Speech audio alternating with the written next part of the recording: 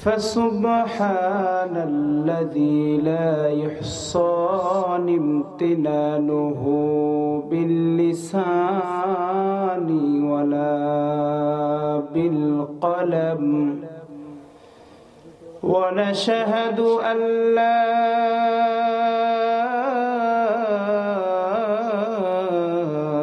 إله إلا الله وحده لا شريك له ونشهد أن سيدنا ومولانا محمدا عبده ورسوله فقد قال الله تعالى في كلامه المجيد والفرقانه الحميد সবাই জবান খুলে পড়ুন আউযু বিল্লাহি মিনাশ শাইতানির রাজীম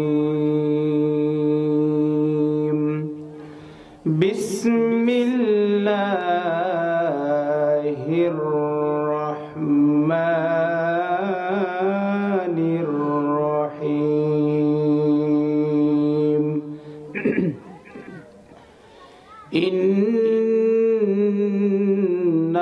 ইন্নাল্লাহা ইয়া'মুরু বিল আদলি ওয়াল ইহসানি ওয়া ইতা'i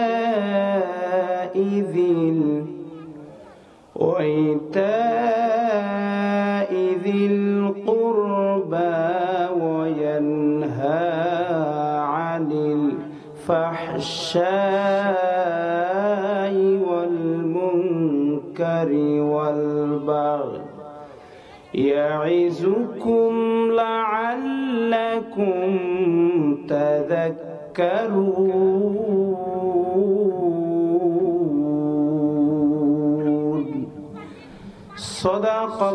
সাদাকাল্লাহুল মাওলানাল আযীম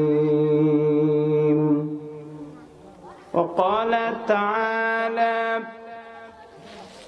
في شان حبيبه إن الله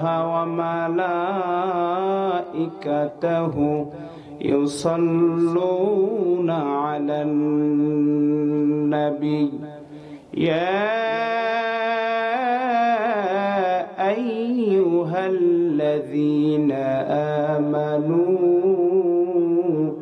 صلوا عليه وسلموا تسليما সবাই মোহাব্বতে দরুদ ইব্রাহিম পড়ি اللهم صل على محمد وعلى آل محمد كما صليت على إبراهيم وعلى آل إبراهيم إنك حميد مجيد اللهم بارك على محمد وعلى آل محمد كما باركت على إبراهيم وعلى آل إبراهيم إنك حميد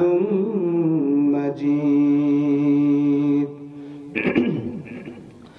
ওরে মন তুই মরিলে কান্দিবে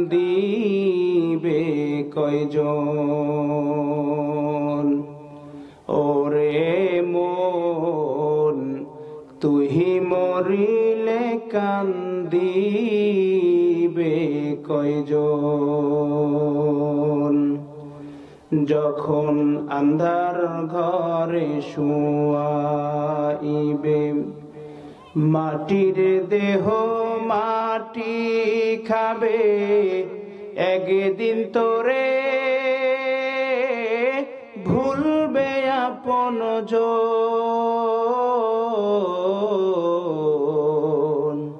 তুহি মরিলে কান্দিবে কয়জন।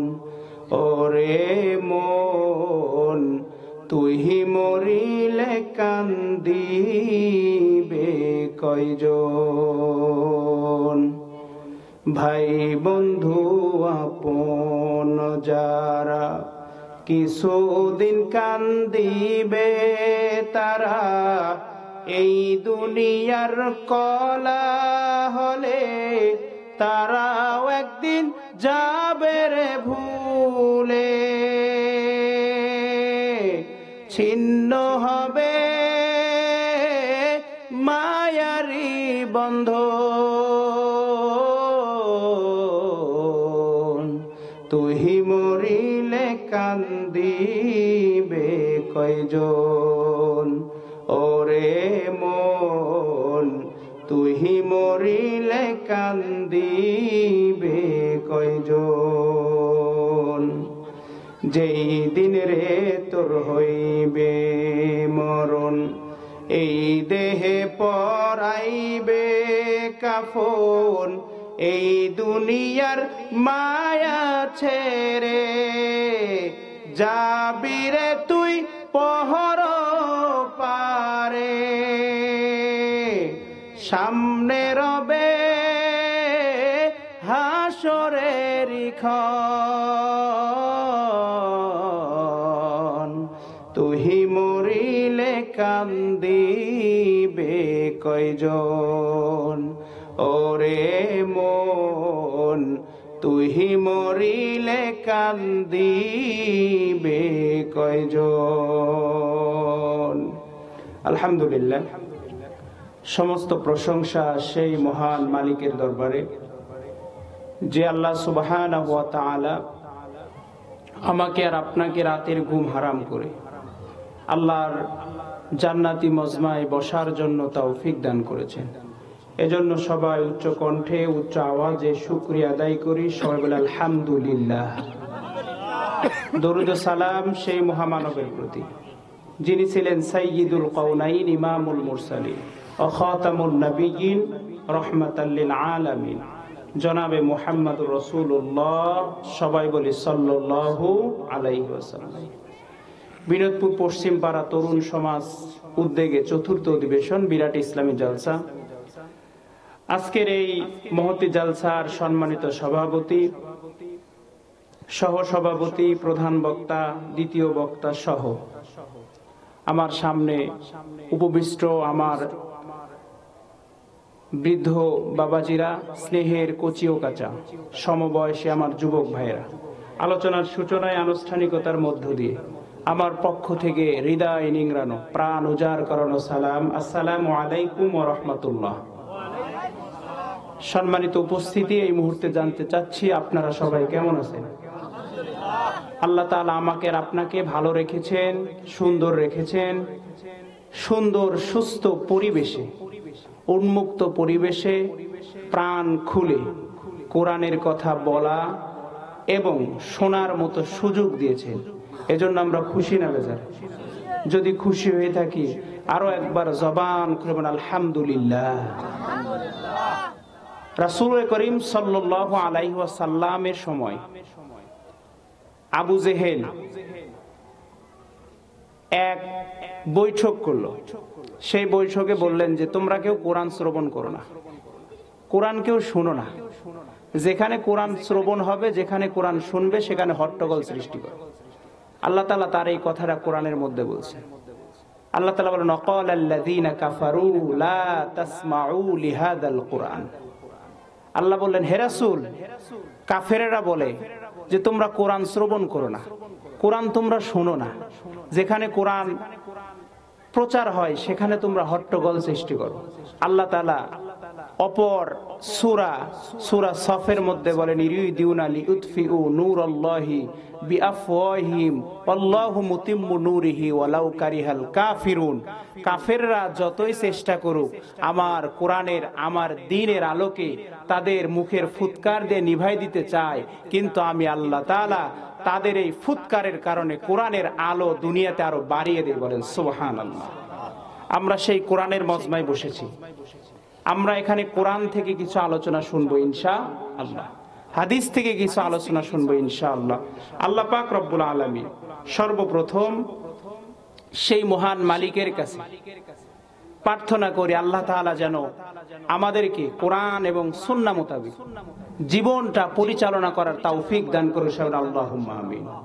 সম্মানিত হাজিরিন, আমি আপনাদের সামনে পবিত্র কোরআনের সূরা নাহল 90 নম্বর আয়াতে কারিমা তেলাওয়াত করেছি।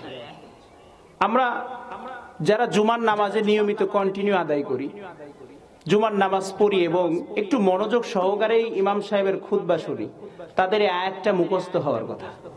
কারণ প্রত্যেক জুমাতে ইমাম সাহেব সানি খুতবাতে বলে ইন্নাল্লাহা ইয়া'মুরু বিল আদলি ওয়াল ইহসান ওয়া ইতাই যিল কুরবা ওয়া ইয়ানহা আনিল ফাহশাই ওয়াল মুনকার। প্রত্যেকটা জুমার দিনে ইমাম সাহেব বলে। কিন্তু ওই যে আমরা এমন বাঙালি, আমরা তো ইমাম সাহেবের খুতবা শুনি কিন্তু মানে বুঝি না। কথা বলেন ঠিক কিনা? কোরআনটা আসলে এমনি এমনি পড়ার জন্য আসেনি।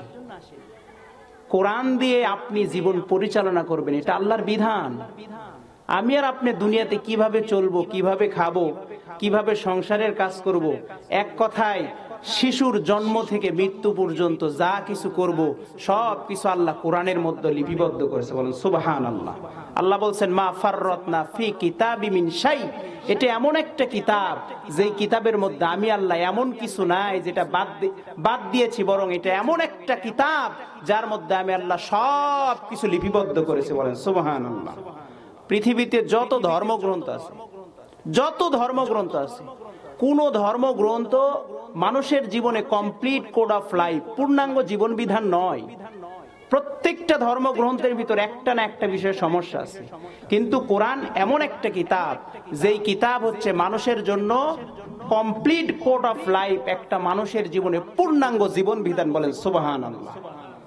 মুসলমান ভাইরা আমার, আমি আপনাদের সামনে সেই কোরআনুল কারীম থেকে একটা আয়াতে কারিমা তেলাওয়াত করেছি। আল্লাহ সুবহানাহু ওয়া তাআলা এই আয়াতের মধ্যে আমাকে আর আপনাকে তিনটা নির্দেশ দিচ্ছেন, তিনটা কাজ থেকে নিষেধ করতে বলতেছেন। এক নম্বর, আল্লাহ বলেন ইন্নাল্লাহা ইয়া'মুরু বিল আদলি ওয়াল ইহসানি ওয়া ইতাই যিল কুরবা। আল্লাহ তাআলা বলেন, এ পৃথিবীর মানুষ, আমি আল্লাহ তাআলা তোমাদের নির্দেশ দিচ্ছি তোমরা সমাজের ভিতরে, রাষ্ট্রের ভিতরে ন্যায় বিচার স্থাপন করো। বলেন সুবহানাল্লাহ। এরপর আল্লাহ বলেন 2 নম্বর, সৎ আচরণ করো, মানুষের সঙ্গে ভালো ব্যবহার করো।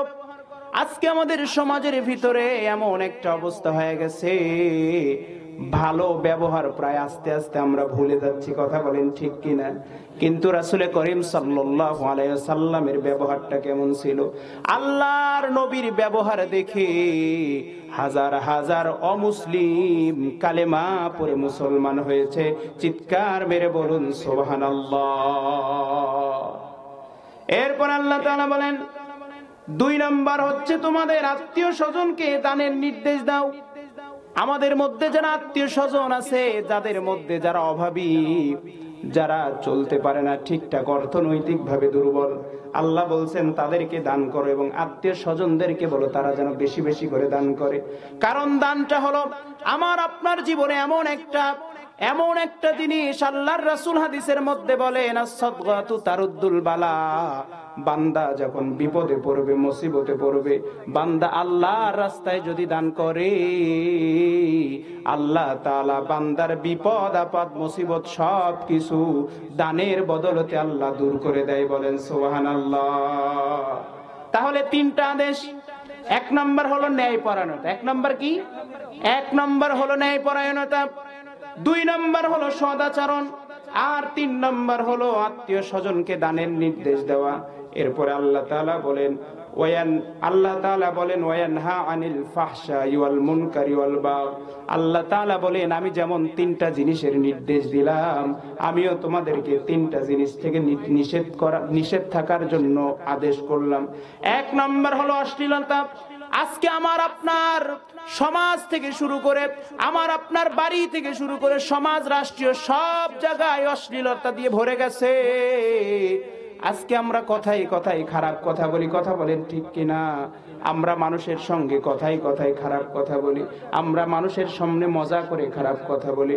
অথচ আল্লাহ তাআলা বলেন ওয়ানহা আনিল ফাহশাই ওয়াল মুনকার, আল্লাহ তাআলা বলেন এ বান্দা তোমরা অশ্লীলতা করো না, অশ্লীল কোনো কথা বলো না, আর তোমরা কি করো না? অসৎ কর্ম করো না। এরপর আল্লাহ বলছেন তোমরা সীমা লঙ্ঘন করো না। আল্লাহ তাআলা বলেন ইয়াইযুকুম লাআল্লাকুম তাযাক্কারুন, তিনি তোমাদেরকে, আল্লাহ আমাদেরকে কেন উপদেশ দেয় জানেননি? যেন আমরা আল্লাহর উপদেশ থেকে শিক্ষা গ্রহণ করতে পারি। চিৎকার মেরে বলুন সুবহানাল্লাহ। তাহলে আজকে এই 6টা পয়েন্ট নিয়ে আলোচনা করার সময় নাই, ওয়ানলি আপনাদের সামনে একটা পয়েন্ট নিয়ে আলোচনা করব। আল্লাহ বললেন ইন্নাল্লাহা ইয়া'মুরু বিল আদলি ওয়াল ইহসান, আল্লাহ তাআলা বললেন সমাজের ভিতরে, রাষ্ট্রের ভিতরে তোমরা ন্যায় স্থাপন করো, রাষ্ট্রের ভিতরে, সমাজের ভিতরে ন্যায় বিচার স্থাপন করো। বলেন তো বাংলার মুসলমান, আজকে আমাদের সমাজের ভিতরে, আজকে আমাদের রাষ্ট্রের ভিতরে, আজকে আমাদের পরিবারের ভিতরে ন্যায় আছে না নাই? জোরে বলেন না আছে না নাই? আজকে আমাদের রাষ্ট্র থেকে শুরু করে পরিবার পর্যন্ত ন্যায়ের কোনো গন্ধ নাই, শুধু অন্যায় দিয়ে ভরপুর হয়ে গেছে। আজকে আমাদের সমাজের ভিতরে ন্যায় বিচার উঠে গেছে। আজকে টাকা আছে যার, বিচারের রায় আছে তার, কথা বলেন ঠিক কিনা? টাকা নাই যার, বিচারের রায় নাই তার। টাকা দিয়ে আজকে বিচারটাকে চেঞ্জ করে দেওয়া যাচ্ছে। অথচ আল্লাহ পাক রব্বুল আলামিন বলেন ইন্নাল্লাহা ইয়া'মুরু বিল আদলি ওয়াল ইহসান, এ পৃথিবীর মানুষ, আমি আল্লাহ তোমাদের নির্দেশ দিচ্ছি তোমরা ন্যায় বিচার করো, তোমরা ন্যায় স্থাপন করো। তাহলে আমি আর আপনি যদি ন্যায় স্থাপন করতে চাই, তাহলে আমাকে আর আপনাকে ন্যায়ের পক্ষে থাকতে হবে কি হবে না? তাহলে ন্যায়। আর আল্লাহ পাক রব্বুল আলামিন কুরআনুল কারীমের মধ্যে অপর একটা জায়গায় বলতেছেন, আল্লাহ তাআলা বলেন যদি তোমাদের সমাজটা ন্যায় শাসক দিয়ে পরিপূর্ণ হয়ে যায়, তাহলে যেই শাসক তোমাদের সমাজের ভিতরে বসবে, এই শাসক ন্যায় বিচার করার জন্য সর্বপ্রথম 4টা কাজ করবে। কয়টা? আরো জোরে বলেন কয়টা? যেই ব্যক্তি ন্যায় ভিত্তিক সমাজ প্রতিষ্ঠিত করবে, যেই ব্যক্তি ন্যায় দিয়ে রাষ্ট্রকে পরিচালনা করবে, আল্লাহ তাআলা কুরআনুল কারীমের সূরা আল হজের 41 নম্বর আয়াতের মধ্যে আল্লাহ তাআলা বলেন আল্লাযীনা ইম্মাক্কান্নাহুম ফিল আরদি আকামুস সালাতা ওয়া আতুজ যাকাতা ওয়া আমারু বিল মারুফি ওয়ান নাহাউ আনিল মুনকার ওয়ালিল্লাহি আকিবাতুল উমুর। আল্লাহু আকবার।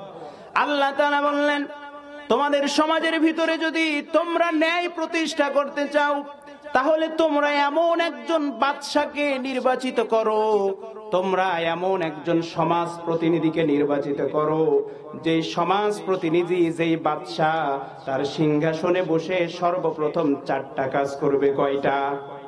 আরো জোরে বলেন কয়টা? তাহলে ন্যায় বিচার হওয়ার জন্য কাজ লাগবে কয়টা? আমি আপনাদের সামনে উপস্থাপন করে আপনারা মিলায়া দেখেন এই 4টা কাজ আমাদের সমাজের ভিতরে আছে কিনা। যদি আমাদের সমাজের ভিতরে থাকে, তাহলে আমরা ন্যায় বিচার পাবো, না হইলে ন্যায় বিচার পাবো না। এটা কার কথা? আরো জোরে বলেন কার কথা? আল্লাহ তাআলা বলেন আমি যাহাকে পৃথিবীতে প্রতিষ্ঠিত দান করি, মানে খিলাফতের দায়িত্ব দেই, এই মানুষগুলো সর্বপ্রথম ন্যায় স্থাপন করার জন্য 1 নম্বর কাজ করবে। আল্লাহ তাআলা বলেন আকামুস সালাত, আগে দুনিয়ার জমিনে নামাজ কায়েম করবে। বলেন সুবহানাল্লাহ। তাহলে ন্যায় বিচার করার জন্য কি দরকার আছে? জোরে বলেন নামাজের দরকার আছে। কিসের দরকার আছে?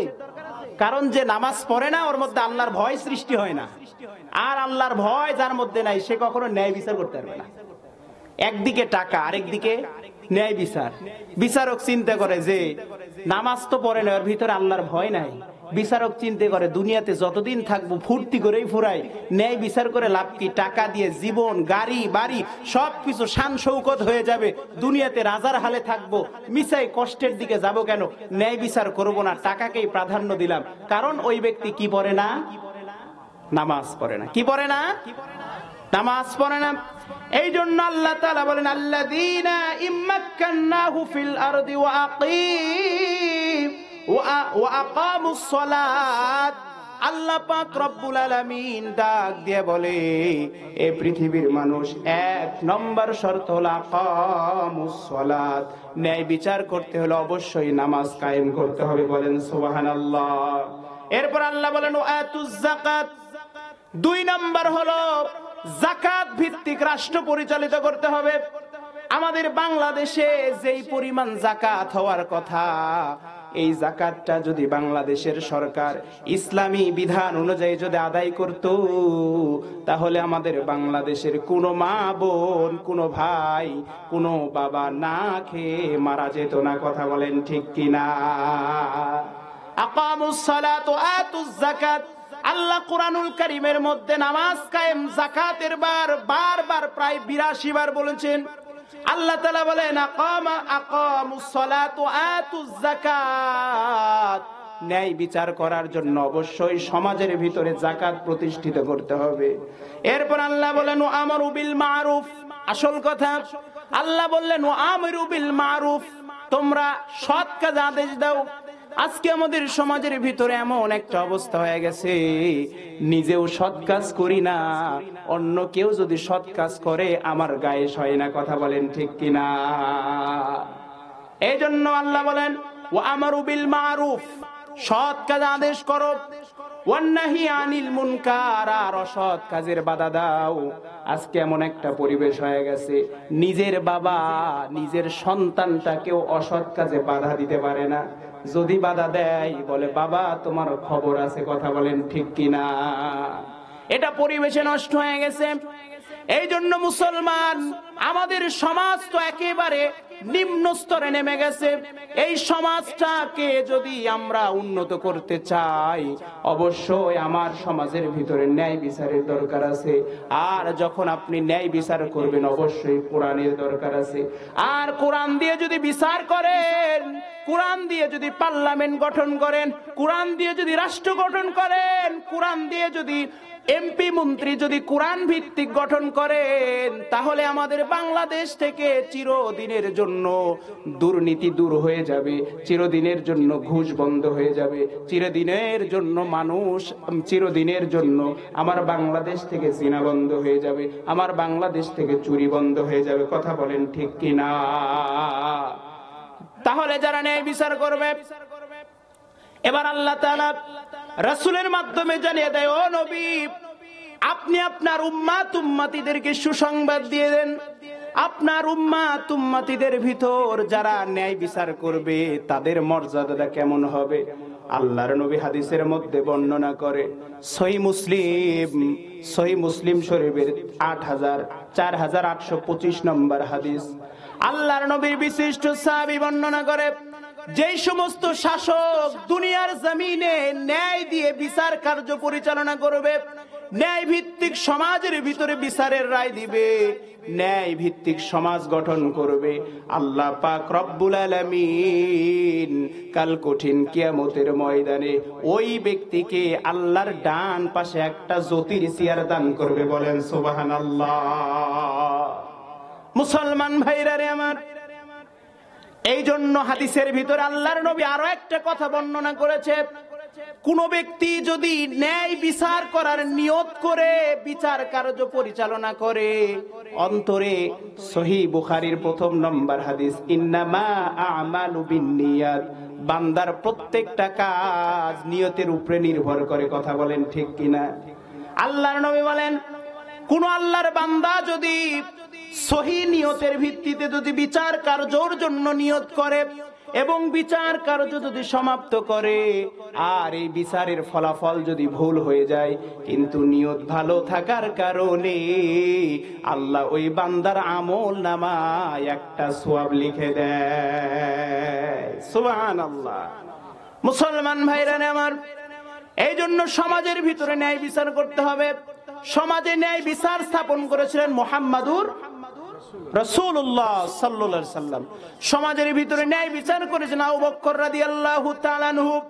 সমাজের ভিতরে ন্যায় বিচার স্থাপন করেছিলেন খলিফাতুল মুসলিমিন হযরত উমর রাদিয়াল্লাহু তাআলা আনহু, হযরত উসমান, হযরত আলী সহ আব্বাসীয় যুগের একজন খলিফার নাম পাওয়া যায়, যার নাম ছিল বাদশাহ হারুন আর রশিদ। কি নাম? আরো জোরে বলেন না, কি নাম? বাদশাহ হারুন আর রশিদ খুবই একজন আল্লাহওয়ালা ব্যক্তি ছিলেন। বাদশাহ হারুন আর রশিদের জীবনী যদি আপনি পড়েন, বাদশাহ হারুন আর রশিদ রাষ্ট্রীয় এত কাজের পরেও বাদশাহ হারুন আর রশিদ রাত্রে দাঁড়িয়ে দাঁড়িয়ে নফল সালাত পড়েছে। চিৎকার মেরে বলুন সুবহানাল্লাহ। বাদশাহ হারুন আর রশিদের জামানায় সিরিয়ার আলেপ্পা নামক একটা শহর আছে। সিরিয়ার বৃহত্তম দুইটা শহরের মধ্যে একটা শহর নাম হলো আলেপ্পা। এই আলেপ্পা শহর থেকে বাদশাহ হারুন আর রশিদের কাছে একটা চিঠি চলে গেছে। চিঠির ভিতর লেখে, ওগো আমিরুল মুমিনিন, ও বাদশাহ হারুন আর রশিদ, আমাদের আলেপ্পা শহরে গত 1 মাস যাবত পর্যন্ত কোনো বিচার হয় না। কারণ হলো, আপনি যাকে প্রধান বিচারপতির দায়িত্ব দিয়েছেন, ওই বিচারপতি বড় অসুস্থ হয়ে গেছে, যার কারণে সিরিয়ার আলেপ্পুরে বিগত 1 মাস যাবত বিচার হয় না। যদি কোনো এলাকায় 1 মাস যাবত বিচার হয় না, বলেন তো সেই এলাকার অবস্থাটা কি? খুবই খারাপ। চিঠির মধ্যে লেখছে, বাদশাহ হারুন আর রশিদ, আমাদের এলাকার উন্নয়নের জন্য আগামী 1 সপ্তাহের ভিতরে আপনি একজন বিচারক নিয়োগ করে আমাদের আলেপ্পা শহরে পাঠিয়ে দেন।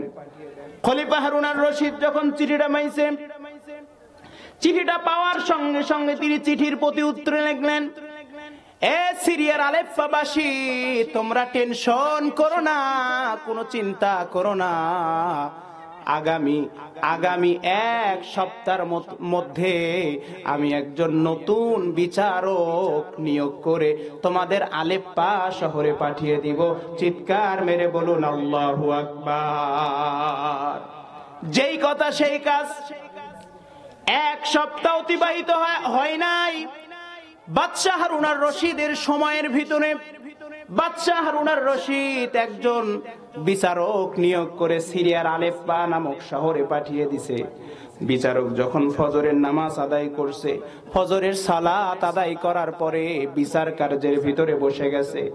এমন সময় বিচারক লক্ষ্য করে দেখে, ওই আলেপ্পা শহরের কিছু যুবক একটা বৃদ্ধা মহিলাকে ধরে ওই বিচারকের সামনে হাজির করেছে। বিচারক যখন বৃদ্ধ মহিলার দিকে তাকাইছে, তাকানোর সঙ্গে সঙ্গে তার মায়া হয়ে গেছে। ডাক দিয়ে বলে, যুবকেরা, এই বৃদ্ধা মাকে কেন তোমরা আমার কাছে নিয়ে আসছো? ডাক দিয়ে বলে, প্রধান বিচারপতি, এই যে বৃদ্ধা মহিলাকে আমরা আপনার কাছে নিয়ে আসছি, তার বিরুদ্ধে একটা চুরির অভিযোগ আছে। কিসের অভিযোগ? চুরির অভিযোগ আছে। বাদশাহ হারুন আর রশিদ বলে, এই বৃদ্ধা তো নিজেই চলতে পারে না, সে আবার চুরি করবে, সত্য নাকি?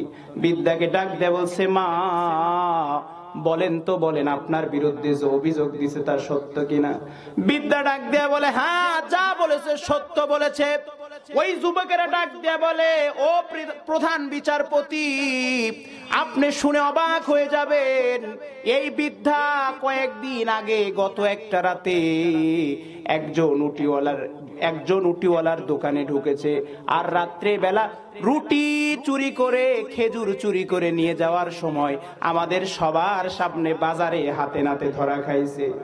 এবার প্রধান বিচারপতি ডাক দেয়া বলে, ও মা, তোমার বিরুদ্ধে যে অভিযোগ দিয়েছে সেটা কি সত্য নাকি? ডাক দিয়ে বলেন, ও প্রধান বিচারপতি, আমার বিরুদ্ধে যে চুরির অভিযোগ দিয়েছে এটা শুধু সত্য নয়, 100% সত্য, কিন্তু আমার একটা কথা আছে। তা বলে আমি হলো পরিস্থিতির শিকার। বলে কেমন পরিস্থিতির শিকার? ওই বিদ্যা ডাক দিয়ে বলে, মহামান্য বিচারপতি তাহলে শোনেন, আমার দুইটা ছোট্ট ছোট্ট নাতি আছে, যাদেরকে রেখে তাদের মা এবং বাবা অর্থাৎ আমার ছেলে এবং আমার ছেলের স্ত্রী মারা গেছে। আমি একজন বৃদ্ধা মানুষ, আমার মাথার উপরে কোনো মানুষ নাই, আমার আর কোনো সন্তানও নাই। আমি সারা দিন যা উপার্জন করি আমরা তিনজন সেটা রাত্রে বেলা খাই। কিন্তু দুঃখজনক হলেও সত্য কথা, আজ কয়েকদিন যাবৎ পর্যন্ত আমি কোনো উপার্জন করতে পারতেছি না, যার কারণে আমার এই ছোট্ট ছোট্ট দুইটা নাতি কয়েকদিন যাবৎ পর্যন্ত অনাহারে, এদের পেটে কোনো খাবার নাই, পেটে খাবার নাই, ক্ষুধার যন্ত্রণায় কাঁদে, ক্ষুধার যন্ত্রণায় কাঁদে। আমি তো সহ্য করতে পারি না, এক পর্যায়ে আমি চুরি করতে বাধ্য হয়ে গেলাম। আমি পরিস্থিতির শিকার হয়ে চোখে কোনো রাস্তা না দেখে আমি এবার চিন্তা করলাম, যা আছে কপালে, এবার আমি দোকানে চুরি করার চিন্তা করলাম। চিন্তা করার পরে প্ল্যান অনুযায়ী যখন চুরি করলাম, ধরা পড়ে গেলাম। এখন রাজা ও প্রধান বিচারপতি, আপনি আমার জন্য যে রায় দিবেন আমি সেইটাই মেনে নিব।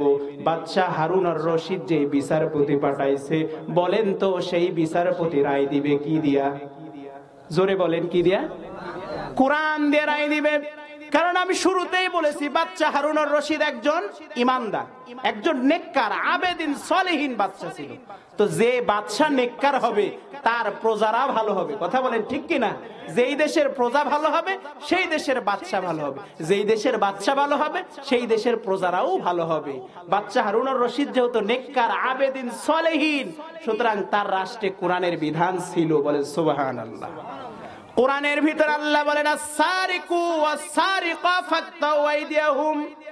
এ দুনিয়ার মানুষ শোনো, তোমরা তোমাদের মানব রচিত আইন পাশ করে কখনো চুরি করা বন্ধ করতে পারবে না, কখনো তোমরা চুরি করা বন্ধ করতে পারবে না। তোমরা যদি চুরির বিধানটাকে কোরআন দিয়ে বিচার করো, তাহলে সমাজ থেকে আস্তে আস্তে করে চিরদিনের জন্য চুরি বন্ধ হয়ে যাবে। চিৎকার মেরে বলুন ঠিক কিনা?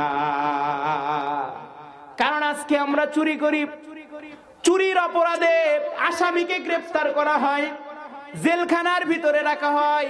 যেই ব্যক্তি চুরির অপরাধে জেলখানায় যায়, কয়েকদিন পরে ওই ব্যক্তি জেলখানার থেকে চুরের উপরে আরেকটা পিএইচডি করে ডাকাত হয়ে জেলখানা থেকে বের হয়। কথা বলেন ঠিক কিনা?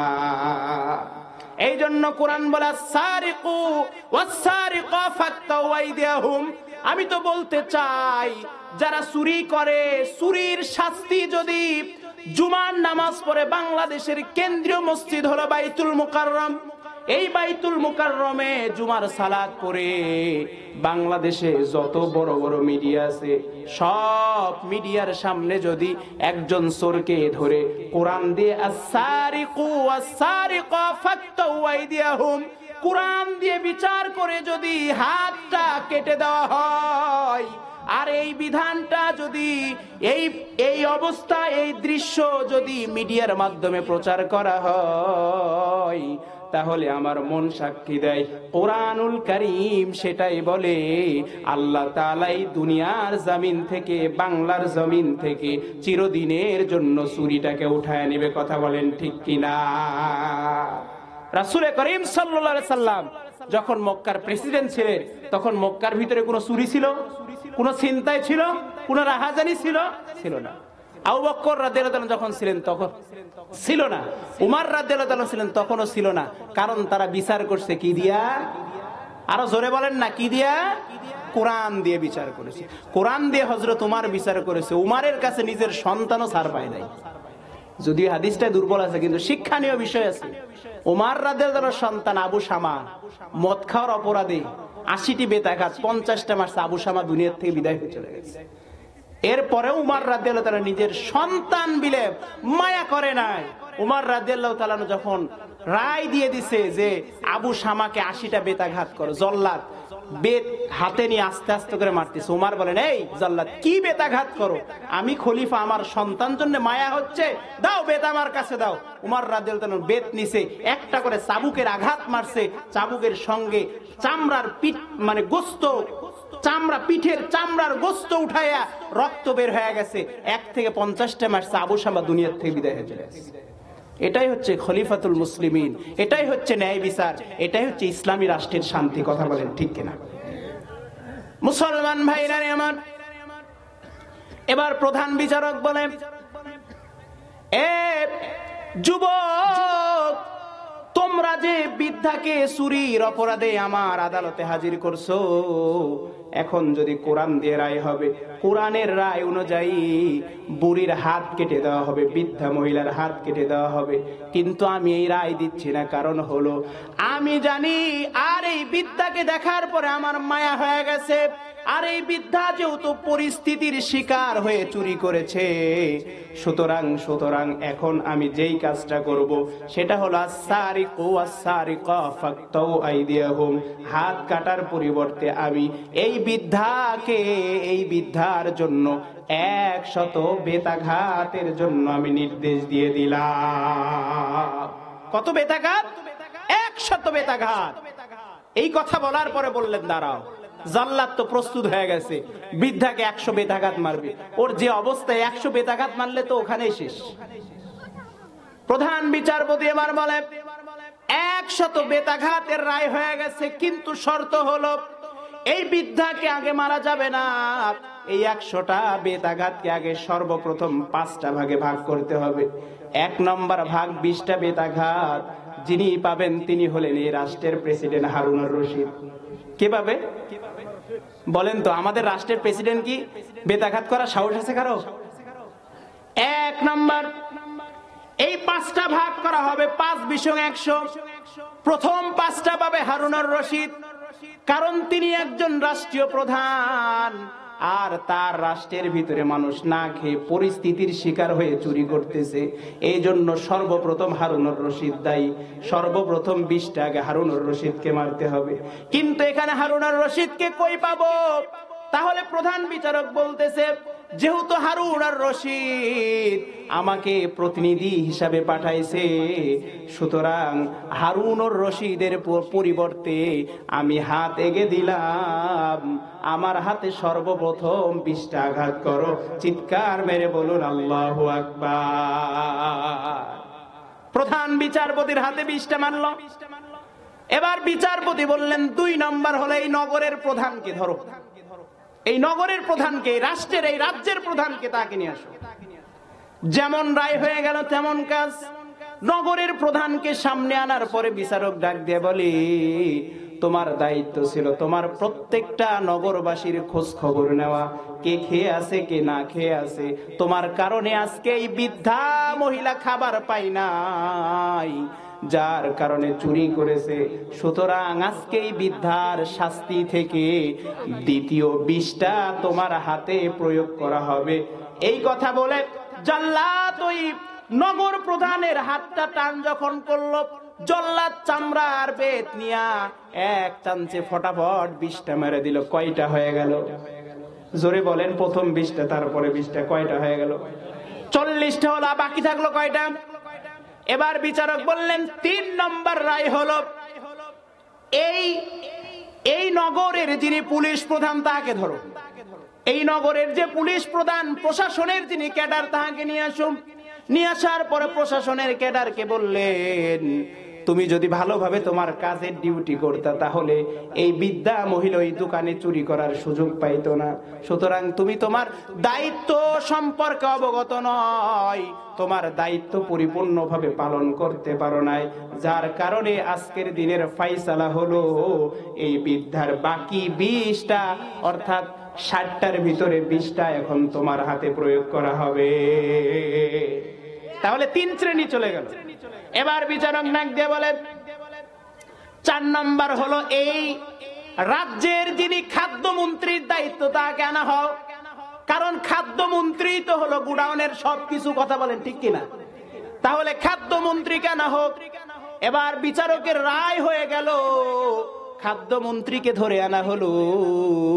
বিচারক ডাক দিয়া বলে এই বুড়িমার বেতের আঘাতের কিছু অংশ তোমার ভাগ নিতে হবে, কারণ তুমি এমন একজন খাদ্যমন্ত্রী হইছো আর তোমার রাজ্যের ভিতরে মানুষ খাবারের অভাবে না খেয়ে থাকে আর বাধ্য হয়ে অন্যের ঘরে চুরি করে, এই অপরাধের দায় তুমি এড়াইতে পারবা না।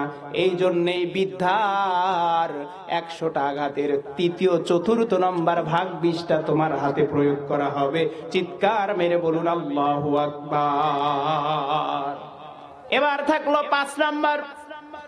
5 নম্বর প্রধান বিচারপতি এবার রায় দিয়ে দিল, এই 5 নম্বর আসামি হলো এই রাজ্যের ভিতরে যারা বড় লোক, যারা কি, যারা হলো বড় লোক তাদেরকে গ্রেফতার করা হোক।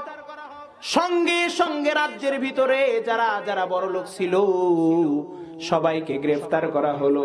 এবার বিচারকের সামনে হাজির করা হলো।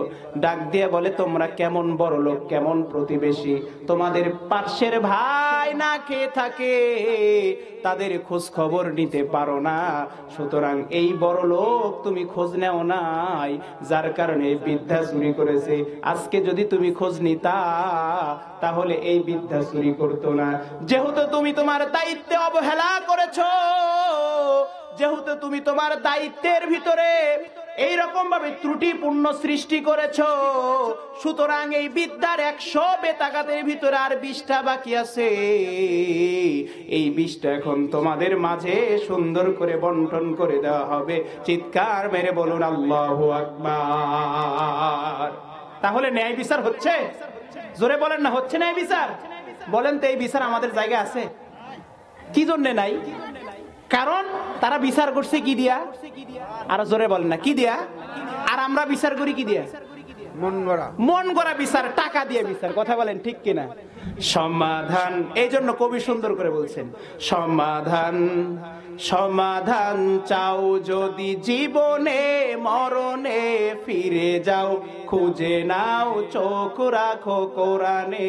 সমাধান এ তো চির অম্লান চির মুক্তির ডাক, এ যে মুহাবানী খোদারি কালামে পাক। এই দুনিয়ায় আর সেই দুনিয়া মুক্তি দিবে তোমায় দোজাহানে। সমাধান ও সমাধান সমাধান চাও যদি জীবনে মরণে, ফিরে যাও খুঁজে নাও চোখ রাখো কোরআনে। কথা বলেন ঠিক কিনা? কোথায় চোখ রাখতে হবে? কোরআনে।